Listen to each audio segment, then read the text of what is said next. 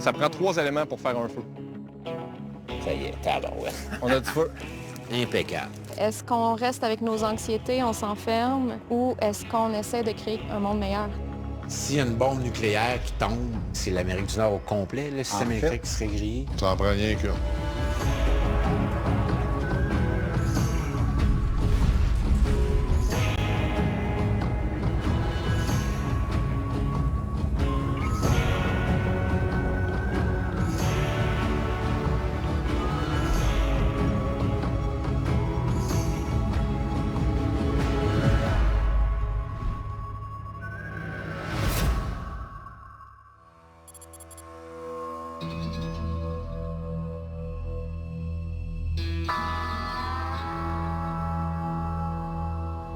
Pour être survivaliste, ça prend plusieurs choses.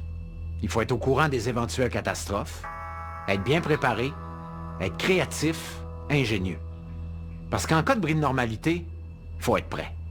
Prêt à tout. Sur son domaine, Benoît est hyper organisé. Ça, Pat, c'est la génératrice, ça. OK, la génératrice est là-dedans? Ouais, génératrice principale. OK. Ça, c'est une grosse au diesel. OK. Là, je m'apprête à en voir encore plus. Il m'amène dans son garage. Il risque d'y avoir des affaires bien intéressantes là-dedans. Une fois dans le garage, je réalise que je me suis pas trompé. Là, il y a tout ce qu'il faut. De l'outillage, de l'équipement, des 4 roues, des cannes à pêche. Tout est là. Fait que tu veux voir ça? Ben oui, ben oui. Ça, c'est l'entrée électrique principale. OK. Puis ici, c'est le transfer switch pour la génératrice. OK. Et on a d'autres choses aussi, Ben une oui. protection ici. C'est la boîte EMP, il y en a deux. Une ici, une ici. EMP Shield, ça veut dire Electromagnetic Pulse.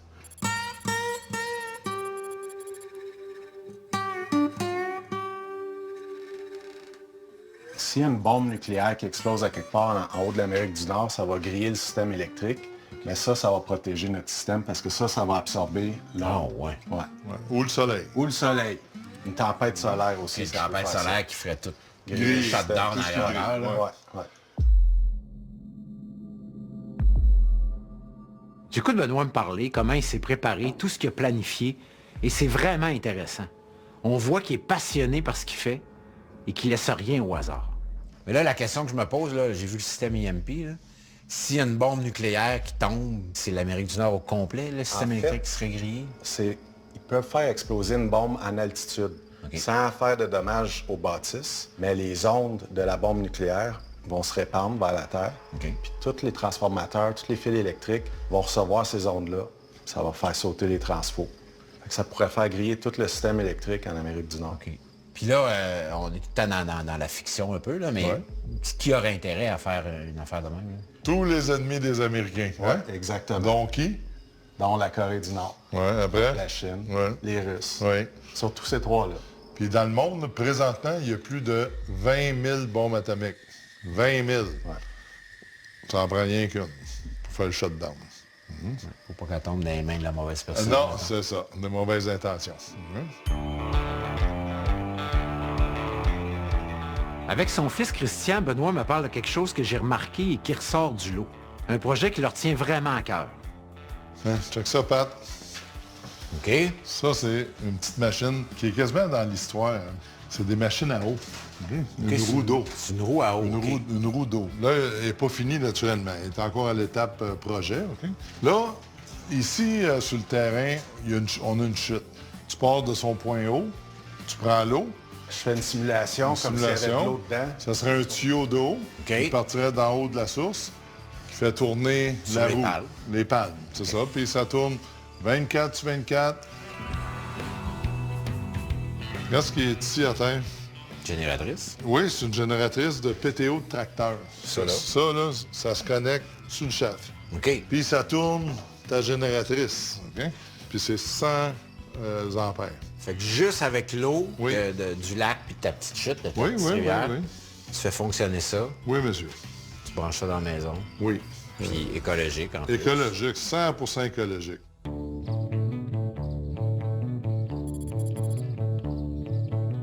L'ingéniosité, c'est parfois des machines, parfois des inventions, mais aussi parfois ça peut être fait dans la simplicité.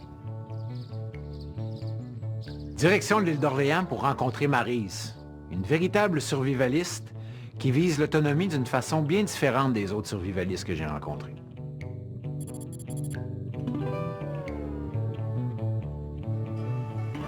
Salut Maryse. Bonjour, Patrice. Ça va bien? Ça va bien, toi? Oui, ça va bien. Salut toi. Rebecca. Rebecca. Oui. Allô.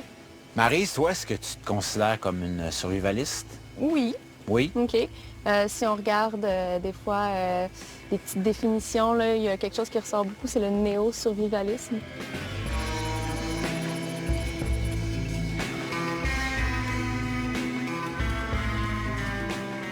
Quand on a des angoisses sur ce qui s'en vient, parce qu'on ne sait pas vraiment comment le futur, qu'est-ce que le futur nous réserve, qu'est-ce que la planète nous réserve aussi, la manière qu'on la traite actuellement, personne ne peut vraiment être inconscient là, sur le fait qu'il se passe des choses.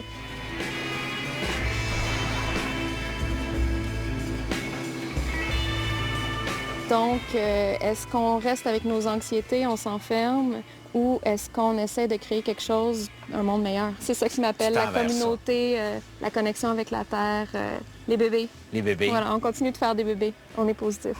Quand je jase avec Maryse et qu'elle me partage sa vision du survivalisme, je trouve qu'il y a quelque chose de zen et d'apaisant dans ses propos.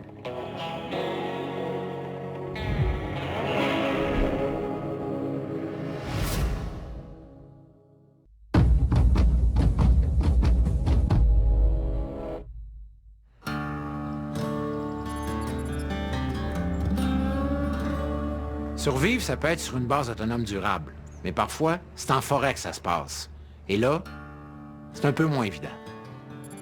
Michael va me présenter ce qui pour lui est la base de la survie en forêt. Sur place, je fais la rencontre de son acolyte, David. La dynamique entre Michael et David est un peu comme celle de Batman et Robin. Fait que, Patrice, je te présente David, c'est mon co-instructeur. Hey, salut mon Pat, ça va bien? Ça va bien, toi? Ouais, super. Comme tu peux voir, Pat, là, on a déjà un abri de fête. OK. Quand on tombe en situation de survie, on a une suite logique des choses. J'utilise l'acronyme AFEN, A-F-E-N.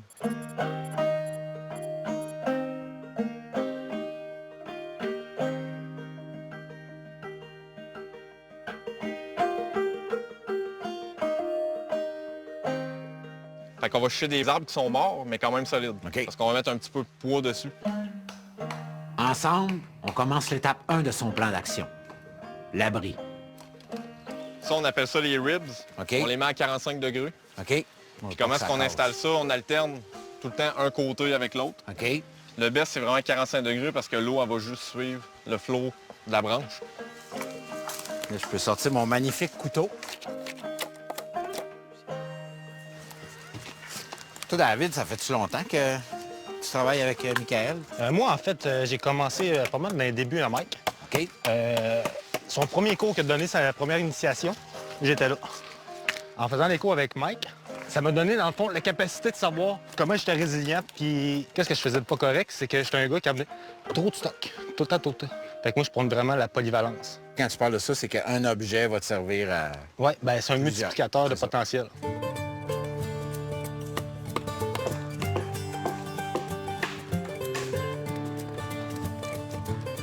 All right, Pat, ici, on a une roche. Sur la roche, il pousse de la mousse. C'est ça qui fait un excellent absorbant pour l'eau. OK. Fait qu'on vient mettre ça par-dessus les ribs. On se fait une petite ligne de départ. Et tu y as. Puis là, on va la rouler. Roule. OK. Ça part vraiment... Ah oui.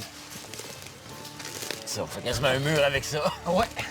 Pour faire le toit, j'avais envisagé toutes sortes de choses. Mais jamais de dénuder une roche de son tapis de tourbe. All good? On commence par là? Ouais. C'est quand même efficace. D'après moi, on a un 2 murs. Good job, Good guys. job. Yes.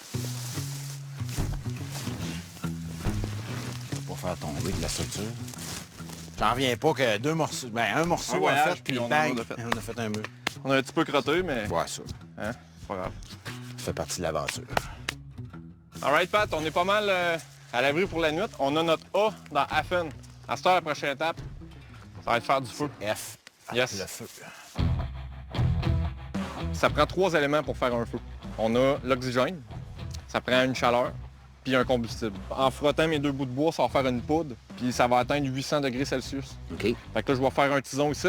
Je vais transférer le tison dans mon écorce. Puis là, on va pouvoir Rajouter avoir ça. une flamme avec les petites branches. OK, OK. On prend un bout de nos lacets, puis on se fait un petit arc comme ça. Ensuite, j'ai ma drill qui va venir frotter sur ma planche. OK. Je vais venir me sélectionner où c'est que je me place sur ma planche. Fait qu'on fait juste un petit trou de même. Avec ma lame, je vais venir juste aider ici à starter. Alright, fait que je suis prêt à commencer.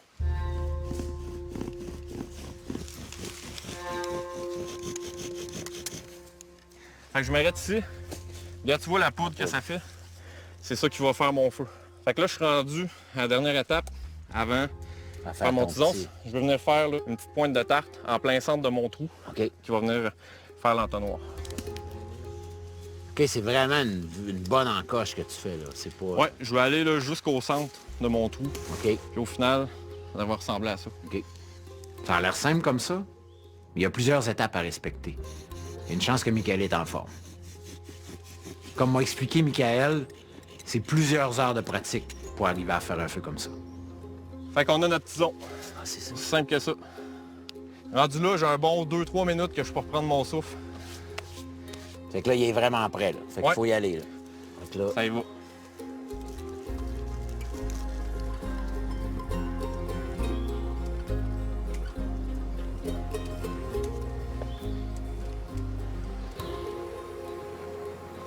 ça y est, tabarouette. On a du feu. C'est fou. Yes, sir. Good job. Fait que, si tu veux m'aider, juste lever les petites branches, on va mettre ça en dessous. Doucement. On dépose doucement, on veut pas étouffer le feu. Là, je te dirais, là, avec le bois sec qu'on a là, on a pas mal du feu. Impeccable.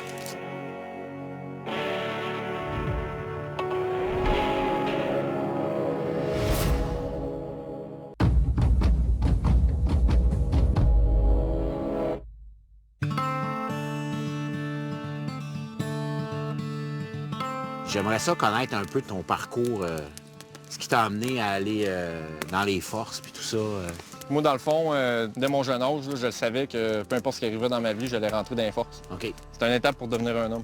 OK. Fait qu'à 18 ans, j'ai abandonné toutes mes études. Moi, j'étais supposé de m'en aller en restauration, en fait. J'ai OK. fait un cours de cuisine, cours de sommelier, gestion hôtelière. À un moment donné, j'étais écœuré de tout ça. J'ai tout laissé ça. Puis je me suis inscrit dans l'armée sur Internet. Puis après 2 semaines, là, l'aventure commençait. OK. Ça n'a pas tout été facile. Mais honnêtement, si c'était à refaire, là, je le referais. J'ai aucun regret. Ben, c'est ça qui fait qui que je suis aujourd'hui. là. David, c'est le parfait boy scout. Il est toujours en action, toujours en train de travailler, même quand on parle. Là, vraiment, vous nous avez préparé une installation qui est, je suis moi-même très surpris que ça fonctionne. Ça, c'est très primitif. David, tantôt, est allé chercher une feuille de boulot, puis on vient plier les coins, on fait des petites pinces. Puis là, comme tu vois, ça fait la forme d'un panier. Puis ce qui est cool avec ça, ben, avec n'importe quel contenant, là, tant qu'il y a de l'eau dedans, ça brûlera pas. OK. Fait que même si c'est de l'écorce de bouleau extrêmement sec, on met ça direct sur les braises. Puis tu sais, l'eau a juste besoin de bouillir 1 minute, c'est en masse. Délicieux. Pense-moi ça. On est là pour faire les vraies choses. On fait les vraies choses. C'est parfait, ça. Ça, ils ne l'enseignent pas dans les livres ou dans les shows de TV. Là. En fait, il y a peu de gens qui savent qu'on peut faire bouillir de l'eau dans de l'écorce. Ça, c'est une technique qui vient de mon grand-père. Après une journée de même, c'est tout ce qu'on a fait, le feu, l'abri, on a soif. Mais au moins, si on sait ça, on est capable là, d'avoir de l'eau qui est buvable là, dans pratiquement n'importe quel biome.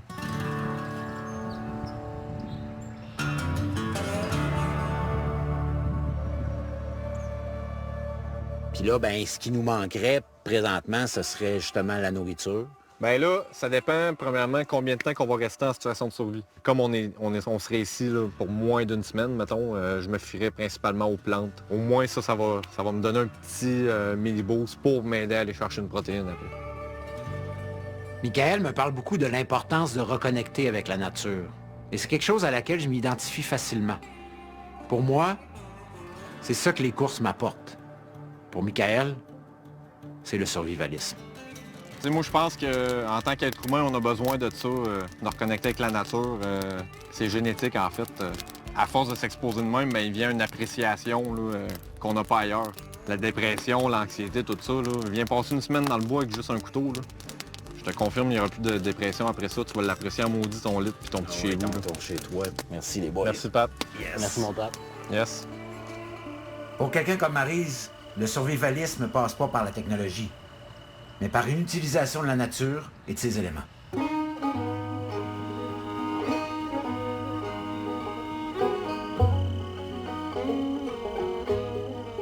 Puis herboristerie, tu peux-tu me montrer des choses? Ça te Oui, tente-tu? ben oui, c'est ça. On va partir en cueillette. Je t'emmène avec moi. Par contre, il va falloir que vraiment là, tu te mettes dans la peau de l'herboriste de chez nous. Là. Parfait. OK? Donc, le premier, ça va être d'enlever tes souliers. Parce que là, tu as des sarcophages à piller, là.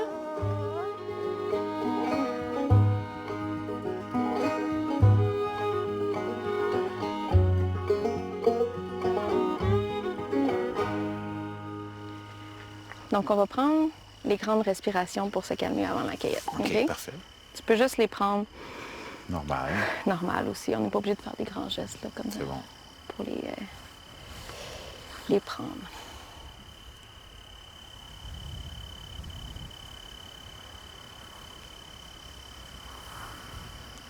Good.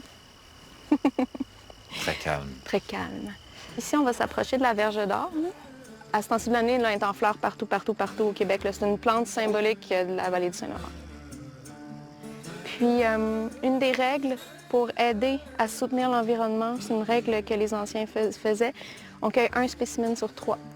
Donc, il en reste un pour les animaux qui en ont besoin, un pour que la plante se régénère, puis nous, on prend l'autre.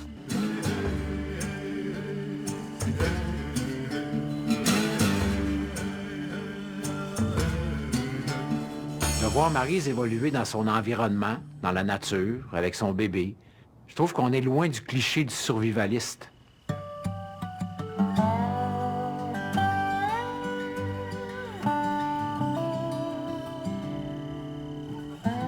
En poursuivant ma cueillette avec Maryse, je réalise une chose.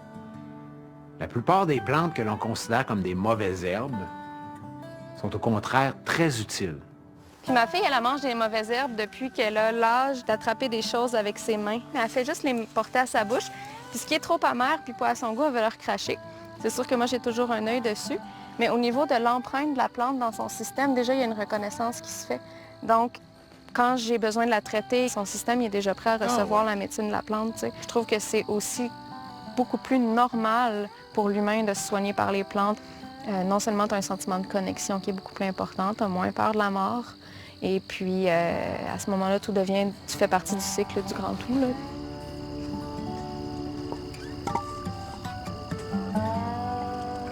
Tu dis que tu as moins peur de la mort. Est-ce que toi, tu as peur de la mort? Non. Non? Non.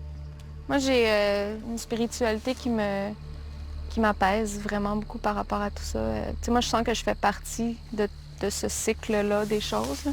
Puis est-ce que ça a toujours été comme ça ou c'est quelque chose... Non, c'est quelque chose qui est venu avec l'apprentissage puis la connexion avec la nature. Puis tu sais, on vit tous des épreuves dans notre vie aussi. Puis à un moment donné, moi, j'ai vécu une épreuve qui m'a rapproché beaucoup de la mort. Puis c'est comme si on s'était parlé. OK, ah oui, à ce point-là? J'ai fait une grosse dépression. OK. Oui, vraiment. J'étais déconnectée. Dans le fond, moi, j'habitais en ville. J'avais un rythme de vie qui ne me convenait pas. Mais il n'arrive rien pour rien dans la vie. Je n'aurais pas dit ça il y a 5 ans, mais là, j'y crois au bout. Okay. Puis depuis ce temps-là, tout ce qui m'est arrivé, c'est juste merveilleux. Ça m'a comme débloqué toutes ces histoires-là. Donc, est-ce que j'ai peur de la mort? Non. T'es partie d'une dépression majeure, on peut le dire. Oui, j'ai été hospitalisée. Là. OK. Puis ça m'a reconnecté avec le système de santé. Parce que les infirmières, c'est des anges.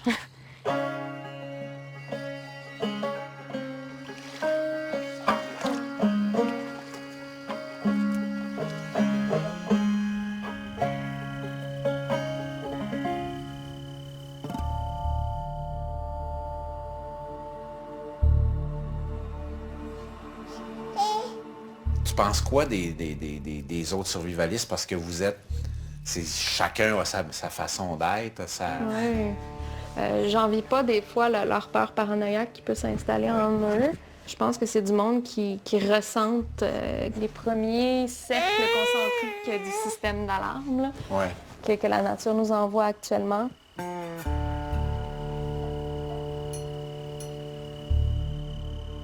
Il y a des groupes militaires qui s'entraînent activement à des apocalypses de zombies.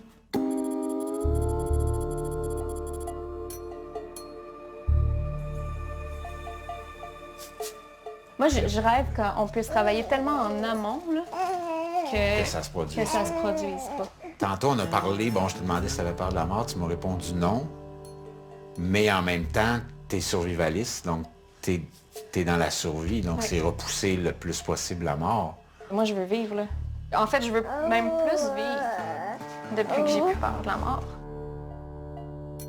Le survivalisme, c'est plusieurs visions, plusieurs facettes, qui en font un univers particulier, aussi zen qu'intense. Personnellement, je pense que le survivalisme n'a pas fini de me surprendre.